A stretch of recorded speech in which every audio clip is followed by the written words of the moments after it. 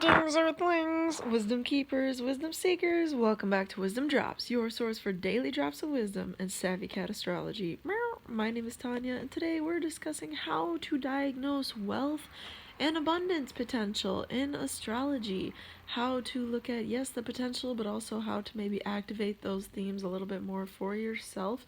And this is an interesting topic to be discussing, seeing as our whole economy as we know it is going to be reconstructed. So looking at this through astrology can help you get some more framing around how to maybe conceptualize wealth and abundance for yourself.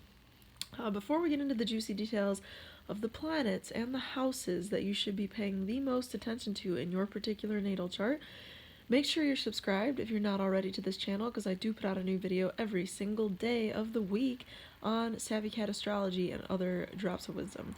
Also, like the vid if it brings you any value whatsoever, because it helps the channel grow. It supports the content getting to other people if you think it is of value.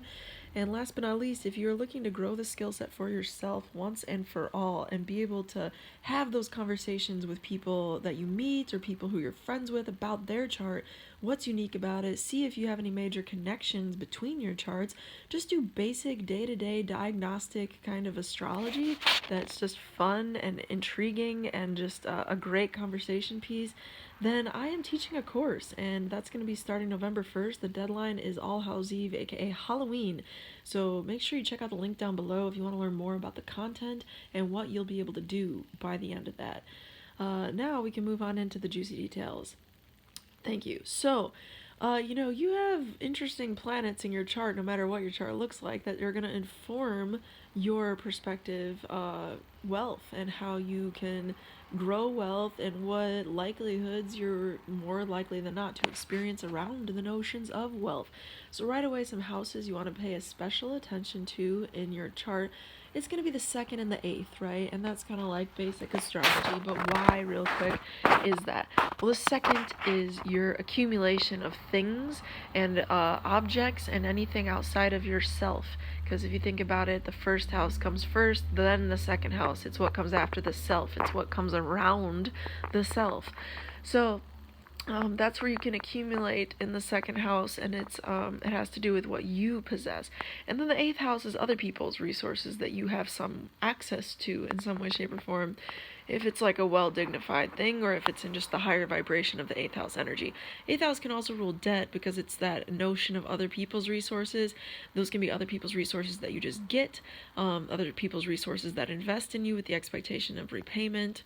You get the gist. It's other people's, but it still has to do with your ability to kind of attain access to those pools of money or wealth or abundance, whichever way you throw the dice.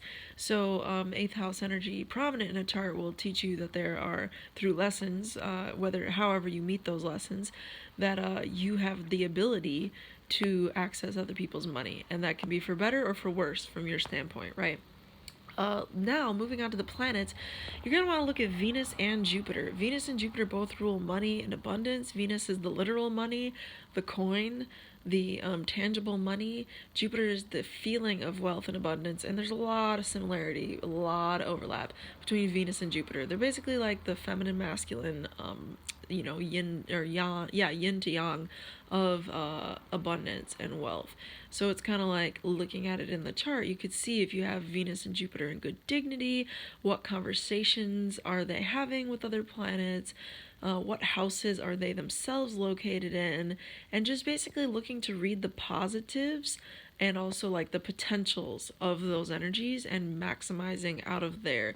So if you have a less than ideal aspect, for example, you can also see how that can potentially manifest for the stronger, for the good, because even tense or opposition and square energies in astrology have potential associated with them.